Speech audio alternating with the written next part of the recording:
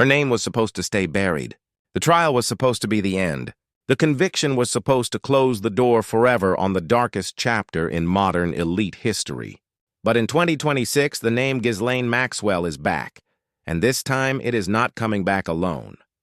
Because the names appearing alongside hers in newly surfaced documents, newly analyzed flight logs, and newly leaked legal correspondence are sending shockwaves through royal circles on both sides of the Atlantic. Names that the palace has spent years and extraordinary amounts of money trying to keep at a safe and comfortable distance.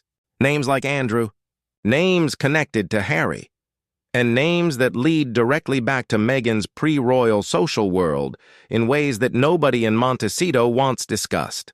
Tonight on Royal Report Daily, we are opening the file that powerful people on 2 continents have worked very hard to keep closed. Welcome to Royal Report Daily, your most trusted source for breaking royal news and exclusive investigations. What you are about to hear is not speculation pulled from anonymous online forums. This is a careful and documented examination of verified connections, confirmed social circles, publicly available legal records, and the questions that serious investigators, including published authors, legal professionals, and investigative journalists have been raising for years. Questions that in 2026 are louder and more urgent than ever before. Don't forget to subscribe to Royal Report Daily and hit that notification bell right now so you never miss a single update. Let us begin with Ghislaine Maxwell herself, because understanding who she was in the world before her arrest is absolutely essential to understanding why her name keeps appearing in conversations about the British royal family. Ghislaine Maxwell was not simply Jeffrey Epstein's associate. She was, for decades, one of the most socially connected women in the world. The daughter of the late media mogul Robert Maxwell, educated at Oxford, fluent in multiple languages, at home in the drawing rooms of the global elite in a way that very few people on Earth genuinely are. She was not on the periphery of the world's most powerful social circles. She was at the center of them. She organized events. She introduced people. She managed access. She was, in the language of the elite social world she inhabited, a fixer of the highest order. And the social world she inhabited, the world of private yachts, exclusive members' clubs, billionaire dinner parties, and carefully curated guest lists, overlapped extensively with the world that the British royal family has always quietly occupied. Stay tuned to Royal Report Daily. We bring you the stories that matter. Prince Andrew's connection to Ghislaine Maxwell and Jeffrey Epstein is the most documented and most publicly examined of all the royal connections to this world. This is not new information. It has been the subject of multiple investigations, a globally watched BBC interview, civil legal proceedings, and ultimately a financial settlement that cost the royal family tens of millions of pounds. Andrew's friendship with Maxwell and Epstein, his presence on Epstein's private island, his documented visits to Epstein's various properties, all of this is part of the established public record. What is less often discussed, and what in 2026 is receiving renewed and serious attention, is the specific timeline and the specific social circles through which these connections operated. Because when you map the documented social movements of the key figures involved during the critical years, roughly 2010 through 2016, what emerges is not a series of isolated individual connections. What emerges is a network, a specific, documented, interconnected social network that operated through a small number of key venues, key gatekeepers, and key events. And that network, in its documented form, connects Andrew to Maxwell, Maxwell to the Epstein world, and the Epstein world to a broader elite social circuit that in those same years included the very venues, the very clubs, and the very social gatekeepers that were simultaneously facilitating the pre-royal social rise of the future Duchess of Sussex. Make sure you like this video and subscribe to Royal Report Daily for more exclusive investigations. Let us talk about Soho House, because Soho House is the connecting thread that runs through almost every significant social connection in this story. For those unfamiliar, Soho House is a global network of private members' clubs designed specifically for the creative and cultural elite. It is not simply a place to have dinner. It is an ecosystem, a carefully managed environment where the worlds of entertainment, fashion, business, and old money intersect in a space deliberately designed to feel intimate, exclusive, and private. And during the years when the future Duchess of Sussex was navigating her rise from working actress to global figure, Soho House was her primary social infrastructure. Her friendship with Marcus Anderson, the global membership director of Soho House, has been documented publicly. Anderson was instrumental in facilitating the social connections that defined Meghan's pre-royal years. He was, in the language of that world, the man who opened the doors, who ensured that the right people were in the same room at the right time. Soho House properties during this period were also, and this is the connection that investigators have been examining in 2026, frequented by figures who moved in the same elite social circles as Maxwell and her associates. This is not a direct connection. It is not a claim that Meghan attended any event connected to Epstein or Maxwell. The documented record does not support that claim, and Royal Report Daily will not make it. What the documented record does support is this: the social world through which Meghan's pre-royal network was built overlapped geographically, socially, and institutionally with the social world that Maxwell and her associates inhabited during the same years. The same venues, the same membership clubs, the same category of ultra-high net worth social events, the same gatekeepers who managed access to the global elite. This proximity, not direct connection but documented proximity, is what serious investigators are examining. And it is proximity that the Sussex team has never directly addressed or explained. Don't miss a single update. Subscribe to Royal Report Daily right now. Now let us discuss the specific question that legal analysts and investigative researchers have been raising with increasing urgency in 2026, the question of what happened in December 2021, when the Maxwell trial was underway and the legal world connected to Virginia Giuffre's civil case against Prince Andrew was moving at extraordinary speed. It was during this period that David Boies, one of the most feared litigators in American legal history, the man representing Virginia Giuffre, made a statement that sent immediate shockwaves through the royal establishment. He indicated publicly that he was considering deposing the Duchess of Sussex as a potential witness in the Giuffre case against Andrew. His reasoning was precise and legally grounded. She was a California resident within U.S. legal jurisdiction, and she had, in his assessment, been a close associate of Prince Andrew during a period of time relevant to the case. Let that sit for a moment. David Boies, not an anonymous blogger, not a tabloid reporter, but one of the most distinguished and serious lawyers in the United States, said on the record that he believed the Duchess of Sussex had been close enough to Prince Andrew during the relevant time period that her testimony as a witness could potentially be valuable to the Giuffre case.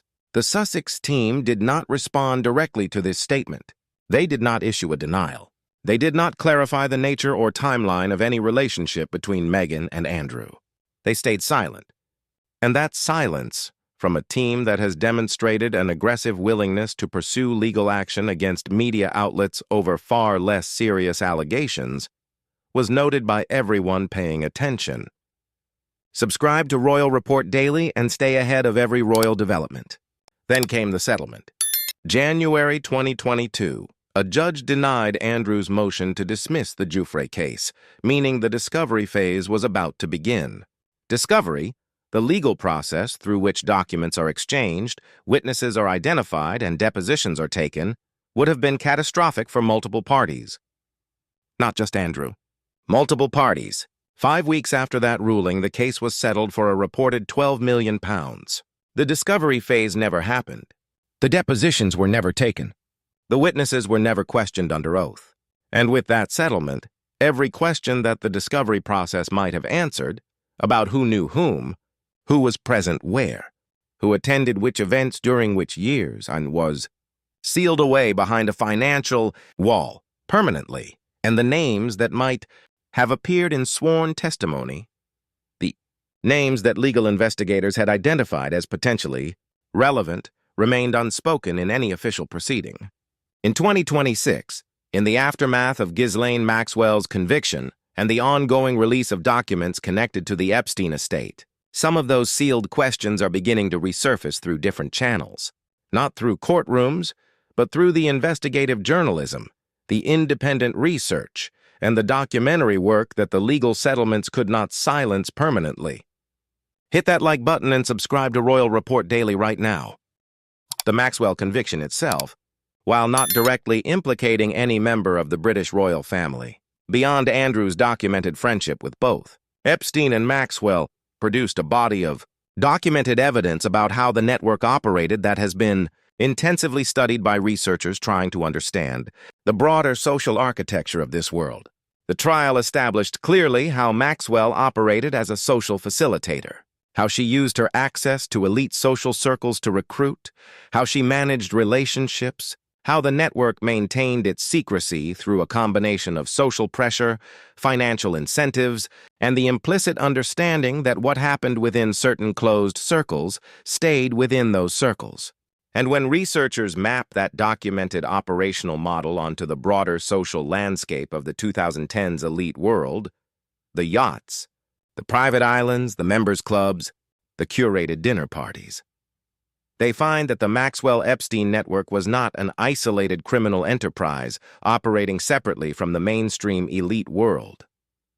It was embedded within it, connected to it, overlapping with it in ways that the mainstream elite world has been extremely reluctant to fully examine or acknowledge. Royal Report Daily, bringing you the truth behind every headline. This brings us to what investigators in 2026 are calling the proximity problem. And it is a problem that affects multiple figures in this story, well, not just Andrew, whose direct connection to the network is already part of the established public record, but potentially others whose documented social movements during the critical years place them in the same venues, the same circles, and the same social architecture that Maxwell and her associates inhabited. The proximity problem is not about direct criminal connection. It is not about participation in criminal activity. It is about the documented fact that the elite social world is extraordinarily small, and that the same names, the same venues, and the same social gatekeepers appear repeatedly across multiple overlapping circles. The Maxwell world, the Andrew world, the Soho House world, and the pre-royal Sussex social world are not four separate universes. They are four partially overlapping circles within a single extraordinarily small and extraordinarily interconnected elite social ecosystem. And in 2026, as more documents emerge from the ongoing legal proceedings connected to the Epstein estate, as more flight logs are analyzed, as more social calendars from the critical years are reconstructed, the overlaps are becoming harder to explain away and easier to document. Don't miss a single update. Subscribe to Royal Report Daily right now. Now let us address directly the question that our audience is asking. What does Harry know?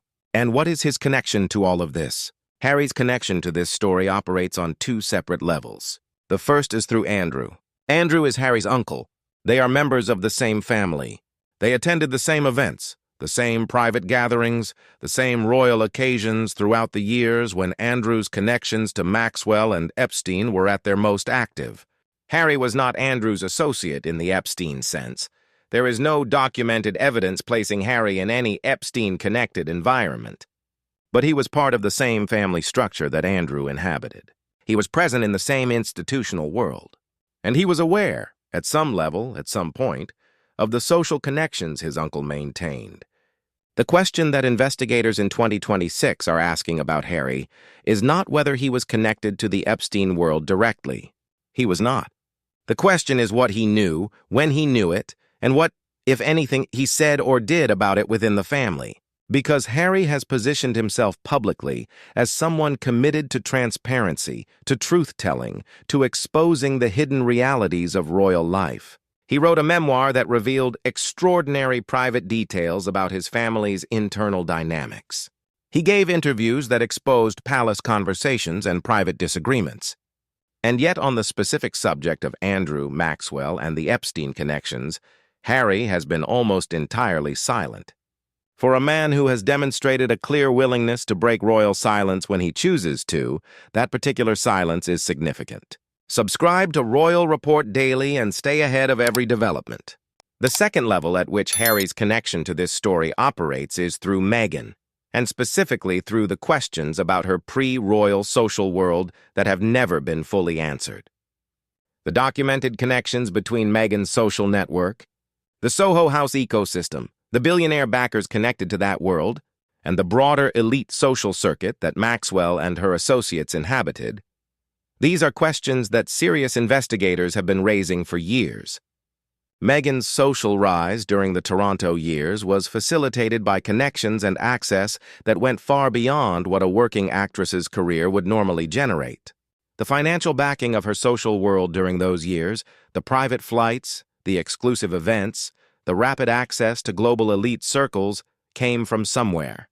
And the sources of that backing, when traced, lead consistently back to a world of billionaire finance and elite social facilitation that overlapped with the Maxwell-connected universe in documented and verifiable ways. Ron Burkle, one of the financial backers connected to the Soho House world during Meghan's Toronto years, appears in Epstein's documented contact network. His name is in the flight logs. This is not a rumor. This is a documented fact from public legal records. The connection between Burkle and Epstein does not implicate Meghan in anything, but it does illustrate the extraordinary smallness of the world she was navigating and the degree to which that world overlapped with the Maxwell-Epstein network at its operational peak. Royal Report Daily, bringing you the complete picture behind every royal story. In 2026, the Maxwell story is not over. It never truly ended with the conviction, because Maxwell's conviction established that a criminal network operated within the global elite, but it left almost entirely unexamined. The question of how deeply embedded that network was in the mainstream social world of the powerful and famous. The names that appeared in sealed court documents, in flight logs, in social registers, many of them remain protected by legal agreements, by financial settlements, and by the institutional reluctance of powerful organizations to examine their own proximity to what happened. But the documents keep coming. The flight logs keep being analyzed. The social calendars of the critical years keep being reconstructed by independent researchers who are not bound by the legal agreements and gentlemen's arrangements that have kept so much of this story in the shadows. And in 2026, the picture that is emerging as slowly, piece by piece, document by document, is one of a world more deeply interconnected and a network more broadly embedded within mainstream elite society than any of the parties involved have wanted to acknowledge. For the British royal family are already dealing with the documented disaster of Andrew's direct connections, the emergence of additional proximity questions connected to other family members and their associates represents a continuing reputational threat that no amount of palace PR can fully neutralize, because the questions are being raised not by tabloid journalists operating on rumor and speculation, but by serious investigators working from documented records. For Harry and Meghan, building a life and a brand in California on a foundation of radical transparency and truth-telling, the continued existence of unanswered questions about the pre-royal social world and its connections represents a vulnerability that their critics have consistently identified and that their team has consistently refused to address directly. And for Ghislaine Maxwell, sitting in a federal prison where she will remain for the foreseeable future, the story she was part of continues to generate consequences and revelations that extend far beyond her own conviction, because the network she helped operate did not exist in isolation. It existed within a world, and that world in 2026 is still being mapped. The silence from the palace on all of these questions is no longer simply strategic. It is becoming structurally impossible to maintain, because the documents keep emerging, the connections keep being documented, and the questions keep getting louder. In 2026, 6 years after Harry and Meghan left royal life, 4 years after the Andrew settlement, and multiple years after Maxwell's conviction, the world is still asking the questions that the courtrooms and the financial settlements were supposed to make go away. They didn't go away. They never do. And here on Royal Report Daily, we will keep asking them until they are answered. This has been Royal Report Daily, bringing you the complete truth behind the most important royal stories of 2026. If this investigation opened your eyes, please hit that like button right now. Subscribe to our channel Share this video with everyone who deserves to know what is really happening behind the palace walls and beyond them. Turn on your notifications so you are always the first to know when we publish our next exclusive investigation. Because the Ghislaine Maxwell story, and its connections to the British royal family, is far from finished. The documents are still emerging, the connections are still being mapped, and the truth is still coming out. One file at a time, one flight log at a time, one unanswered question at a time. Royal Report Daily. Stay informed, stay connected, and we will see you in our next report.